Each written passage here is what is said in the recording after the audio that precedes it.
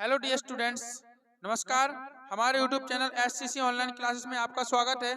और जैसा कि आप सभी को पता है कि हमारे यूट्यूब चैनल पर अभी 12th क्लास की एनसीईआरटी फिजिक्स का सिलेबस कंटिन्यू चल रहा है। तो उसी की श्रृंखला को आगे बढ़ाते हुए हमारी आज की क्लास रहेगी चैप्टर 5 चुंबकत्व एवं द्रव्य में। एक समान किसी दंड चुंबक को एक समान चुंबकीय क्षेत्र में रखे जाने पर उस पर लगने वाले बल आघूर्ण का व्यंजक। ठीक है ना। यदि कोई आपके पास दंड चुंबक है और वो एक समान चुंबकीय क्षेत्र में रखी है तो उस पर जो लगने वाला बल आघूर्ण है उसका व्यंजक हमें क्या करना है, ज्ञात करना है। तो चलिए आपके सामने ये चित्र बना हुआ है। ये क्या है, हमारा एक समान चुंबकीय, एक समान क्या है, चुंबकीय क्षेत्र है, बी वेक्टर है ना। और एक समान चुंबकीय क्षेत्र में हमने क्या कर दिया, एनएस एक दंड चुंबक है उसको हमने क्या कर दिया, रख दिया। तो एक समान चुंबकीय क्षेत्र में एनएस एक दंड चुंबक है जो रखी हुई है। इसके मतलब एक समान चुंबकीय क्षेत्र के साथ थीटा कोण बनाते हुए रखी हुई है। ठीक है। इस चुंबक की जो प्रभावकारी लंबाई है वो कितनी है, 2L है। प्रभावकारी लंबाई कितनी है, 2L है। ठीक है। तो माना कि एनएस एक दंड चुंबक है जिसकी प्रभावकारी लंबाई क्या है, 2L है। यह चुंबक एक समान चुंबकीय क्षेत्र में थीटा कोण बनाते हुए रखी हुई है। इसमें एक बल कौन सा, एम बी, इसके एन ध्रुव पर एक बल एम बी आगे की ओर लग रहा है और इस पर एक ध्रुव एम बी कहाँ लग रहा है, एस ध्रुव पर पीछे की ओर लग रहा है। ठीक है ना। ये दोनों बल एक आगे और एक पीछे लग रहा है। परिमाण में तो बराबर है लेकिन दिशा में क्या है, दोनों बल बेटा विपरीत है। परिमाण बराबर कैसे, देखो ये भी एम बी है और ये भी क्या है, एम बी है। तो परिमाण बराबर है लेकिन दिशा में विपरीत है। क्यों, क्योंकि एक आगे की ओर लग रहा है, एक पीछे की ओर। और ऐसा लगता क्यों है, क्योंकि ये क्या करते हैं, चुंबक को घुमा के और चुंबकीय क्षेत्र के समांतर लाने का प्रयास करते हैं। देखना, ये पीछे की तरफ खींचेगा, ये आगे खींचेगा, तो चुंबक पे ऐसा सीधा होगा कि नहीं, तो चुंबक सीधा होगा। तो सीधा जो तिरछा लिखा है ये चुंबक सीधा होगा। तो ये क्या कहते हैं, ये दोनों बल चुंबक को चुंबकीय क्षेत्र के समांतर लाने का प्रयास करते हैं। ठीक है। और ये बल परिमाण में बराबर है लेकिन दिशा में विपरीत है, इसलिए ये क्या करते हैं, एक बल युग्म का निर्माण करते हैं। क्या करते हैं, एक बल युग्म का निर्माण करते हैं। ठीक है। तो इस बल युग्म का निर्माण करते हैं, तब इस बल युग्म का आघूर्ण क्या होगा, तो तब बल युग्म का आघूर्ण हम देखेंगे। तो बल युग्म के आघूर्ण को बेटा हम टाउ से प्रदर्शित कहते हैं। टाउ बराबर क्या होता है, एक बल गुणे दोनों बलों के बीच की लंबन दूरी। तो एक बल कितना है अपने पास, एम बी है, तो एम बी लगा दिया, गुणे दोनों बलों के बीच की लंबन दूरी या तो आप एन पी मान लो या एस पी मान लो। तो चलो हम एन पी लेके चल रहे, तो कितना बन जाएगा आपका एन पी, समीकरण नंबर कितना हो जाएगा, एक। बताइए कितनी बात आपको समझ में आई है, माना वगैरह चित्र वगैरह सबको समझ में आया कि नहीं आया। क्योंकि हमने इसलिए स्पीड में बता दिया कि बिल्कुल यही चीज कहाँ है, चैप्टर 1 में है, विद्युत क्षेत्र में है कि नहीं। द्विध्रुव पर लगने वाला बल आघूर्ण और यहाँ चुंबक पर लगने वाला बल आघूर्ण सेम है। ठीक है ना। यहाँ चुंबक है, वहां पे द्विध्रुव था, वो कुछ नहीं है। ठीक है। समीकरण 1 हो गया। अब समीकरण 1 में हमें एनपी की वैल्यू चाहिए, तो एनपी की वैल्यू निकालने के लिए हम समकोण त्रिभुज लेंगे, कौन सा, एनपीएस या एनएस को क्या लेना है, नाम बताओ, एसपीएन ले लें, जो आपकी मर्जी हो, कुछ भी ले सकते हो। एसपीएन में अब देखना जरा, तुम्हें चाहिए क्या, एनपी, तो एनपी अपना लंब हो गया और कर्ण आपको दिया गया है। तो लंब बटे कर्ण का फॉर्मूला होता है साइन थीटा का। तो जो दिया गया है, जो निकालना है, उसके आधार पर अपन फॉर्मूला लगाते हैं। समझ गए। तो लंब हमें एनपी चाहिए है, लंब का मान चाहिए, कर्ण हमें दिया गया है। तो हम जानते हैं कि लंब बटे कर्ण किसका फॉर्मूला होता है, साइन थीटा का। तो हम इसमें साइन थीटा लगा देंगे, है ना। तो साइन थीटा बराबर क्या बन जाएगा बेटा, एनपी बटे, अच्छा कर्ण का मान कितना है, 2L, कितना क्या रख देंगे हम यहाँ पे, 2L रख देंगे। तो एनपी बराबर क्या निकल के आएगा, 2L का वहां पे गुणा कर दो, तो 2L साइन थीटा, कितना निकल आएगा, 2L साइन थीटा। समीकरण 1 में वैल्यू पुट कर दो। ठीक है। तो क्या करेंगे हम, समीकरण 1 से कितना आएगा बेटा हमारा, टाउ इक्वल टू कितना आएगा, एम बी साइन थीटा, नहीं आई एम सॉरी उल्टा रख दिया, एम बी। हम कुछ यहाँ पे गलत भी तो लिख रहे हैं। 1 मिनट। समीकरण बल, ये सॉरी जी स्मॉल एम था ना, ये स्मॉल एम था जी यहाँ पे, ठीक है, ध्यान रखना इसको, क्या था ये, स्मॉल एम। बल है ना जो स्मॉल एम है, एम और इनटू बी, स्मॉल एम है, ठीक है। तो यहाँ पे भी हम क्या करेंगे, टाउ बराबर स्मॉल एम लिखेंगे, कैपिटल बी लिखेंगे, इनटू, ठीक है, और क्या रखना है, 2l sine theta, 2l sine theta लग गया, क्लियर है। अब तुम्हें क्या करना है, यहाँ पे तो आएगा नहीं, तो टाउ बराबर देखिएगा जरा, एम को ज्यों का दो और 2l को इसकी साइड में लाओ, है ना, एम और इनटू कितना लिख दो पहले 2l, और b को बाद में लिख दो, और फिर क्या लिख दो, साइन थीटा, क्लियर है। तो कितना होगा बेटा यहाँ, टाउ बराबर m इंटू TL क्या होता है, m इंटू 2l क्या होता है, कैपिटल M, दो तरफ आघूर्ण होता है कि नहीं, तो सॉरी चुंबकीय आघूर्ण, तो कितना हो जाएगा m और इनटू कितना आएगा b, और क्या बन जाएगा आपका साइन थीटा। और यही क्या है बेटा आपका चुंबकीय नहीं, चुंबक पर लगने वाले बल आघूर्ण का व्यंजक है, ठीक है, यही चुंबक पर लगने वाले बल आघूर्ण का व्यंजक। इसको समीकरण नंबर कितना दे दो, ए। अब जरा देखेंगे हम कुछ इसके स्पेशल केसेस, विशेष परिस्थितियां, स्पेशल केसेस में क्या हो सकता है। कंडीशन नंबर फर्स्ट, बेटा हमें ये बताओ कि अगर हम थीटा बराबर 0 ले लें, थीटा का मान कितना ले लें, 0, यानी कहने का मतलब ये है कि थीटा का मान 0 का मतलब ये है कि जो अपना दो ध्रुव ऐसा रखा है ना, तो अभी थीटा कौन बन रहा है, तो दो ध्रुव फिर ऐसा आएगा सीधा, चुंबकीय क्षेत्र की क्या आ जाएगा, समांतर, ऐसे मतलब जो थीटा अपना ये ऐसा रखा है ना चुंबक, वो चुंबक सीधा हो जाएगा, तो फिर थीटा का मान क्या बन जाए, 0 बन जाएगा। तो बस यही देखना है आपको, अगर थीटा का मान क्या हो, 0, ठीक है ना, तो फिर इसका टाउ बराबर कितना निकलेगा, टाउ बराबर, तो टाउ बराबर देखो साइन थीटा के स्थान में साइन 0 आए, और साइन 0 का मान 0, तो सभी का हो जाए 0, यानी टाउ का मान कितना हो जाएगा, 0। इतनी बात समझ में आई कि नहीं, यानी अगर आप क्या कर रहे हैं, अगर चुंबक को चुंबकीय क्षेत्र के समांतर रख रहे हैं, तो उस पर लगने वाला बल आघूर्ण क्या होगा, 0। आप कंडीशन नंबर दूसरा देख लो, केस दूसरा,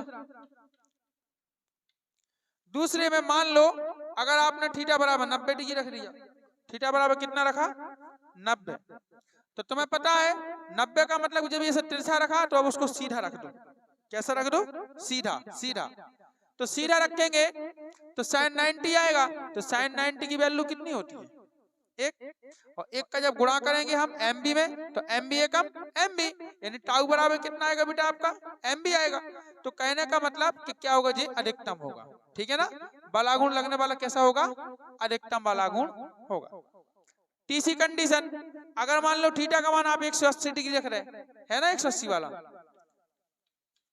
थीटा का मान अगर आप एक बस 2 ही है, ठीक है, तो अधिकतम होगा, रहने दो, है, क्योंकि 0 180 में वही आ जाना, फिर वही के वही नहीं आउट, साइन 180 का मान 0 होता है बेटा, कॉस 180 का होता है माइनस में, साइन 180 का 0 होता है, वही 0 आ जाना, ठीक है।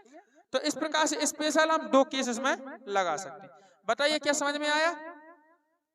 अब क्या करेंगे बेटा, एक चीज और आती है कि इससे हम जो देखेंगे कि जो हमने लगने वाले मतलब दंड चुंबक पर लगने वाले बल आघूर्ण का व्यंजक निकाला है, इससे हम क्या कर सकते हैं, इससे हम चुंबकीय आघूर्ण का मात्रक भी निकाल सकते हैं, पता है, और चुंबकीय आघूर्ण की परिभाषा भी दे सकते हैं इसी की सहायता से। कैसे, देखो आप समीकरण हम क्या लिख रहे हैं यहाँ, चुंबकीय आघूर्ण, चुंबकीय आघूर्ण का मात्रक, क्या निकालना बेटा हमें, चुंबकीय आघूर्ण का मात्रक, ठीक है। तो कैसे निकालें, आप देखो इधर, इधर टाउ बराबर कितना है, MB sin थीटा, टाउ बराबर कितना है, MB sin थीटा है। अब इमें चुंबकीय देखो, इसमें टाउ क्या है, बल आघूर्ण है, M क्या है, चुंबकीय आघूर्ण है, B क्या है, चुंबकीय क्षेत्र की तीव्रता है, और sin थीटा क्या है, कोण है, यही है। अब देखना है आप, तो हमें क्या चाहिए, हमने क्या लिखा, चुंबकीय आघूर्ण का मात्रक, यानी चुंबकीय आघूर्ण। तो इस साइड m को छोड़ो, अगर m को छोड़ेंगे तो b sin थीटा कहाँ जाएगा, टाउ की बट्टी में। ठीक है ना, नहीं आ रही समझ में?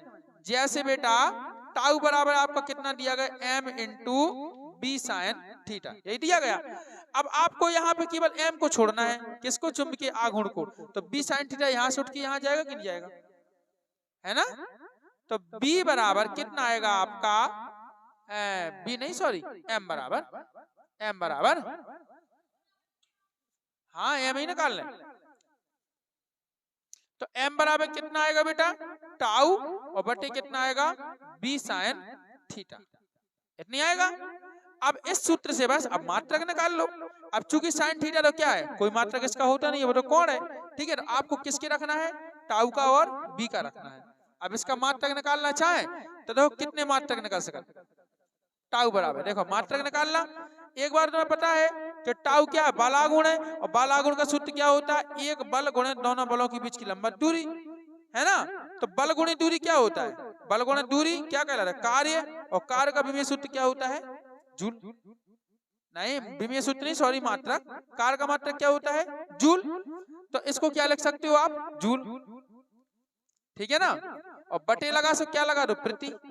ठीक है ना, और बी का मात्रक तुम्हें पता है क्या होता है, टेस्ला। ठीक है, तो जूल प्रति क्या हो जाएगा, टेस्ला। क्लियर है, जूल प्रति टेस्ला भी लिख सकते हो, टेस्ला टेस्ला सही है ना। और मात्रा कौन कौन सी लिख सकते हैं आप, जूल प्रति, या इसका जूल ही रहने दो, है, और प्रति। अच्छा, चुंबकीय क्षेत्र का एक मात्रक और होता है, क्या होता है, ऑस्ट्रेड होता है। तो जूल प्रति ऑस्ट्रेड भी आप लिख सकते हो, है ना, ऑस्ट्रेड। और कौन सा होता है, और देख लो, या जूल प्रति। अच्छा एक चीज है देखो, एक होता है चुंबकीय क्षेत्र का वेबर प्रति मीटर स्क्वायर, होता वेबर प्रति मीटर स्क्वायर। तो मीटर देखो पहले क्या आएगा, पहले आना है आपका टाउ का, आना है जूल आना, और बटे फिर क्या आना है चुंबकीय क्षेत्र का वेबर, और प्रति क्या आना है, मीटर स्क्वायर, ऐसे आएगा। अब जो मीटर स्क्वायर उठ के कहाँ जाएगा, ऊपर। तो ये क्या बन जाएगा आपका, जूल डैश मीटर स्क्वायर, और प्रति क्या हो जाएगा, वेबर। होगा कि नहीं, बताइए क्या सही है मात्रक। और भी आप कई निकाल सकते हो। अब तो आप जूल को भी बदल सकते हो, आप चाहो तो जूल को आप किलोग्राम डेसीमीटर लिख सकते हो, जो भी आपको लिखना हो। तो इस प्रकार से आप इनको बदल सकते हो। तो हमने कितने 1 2 3 मात्रक बता दिए, बाकी आप अपने हिसाब से कर लेना, ठीक है। अब देखते हैं हम चुंबकीय आघूर्ण की परिभाषा। इसी में क्या निकालेंगे हम, चुंबकीय आघूर्ण की परिभाषा।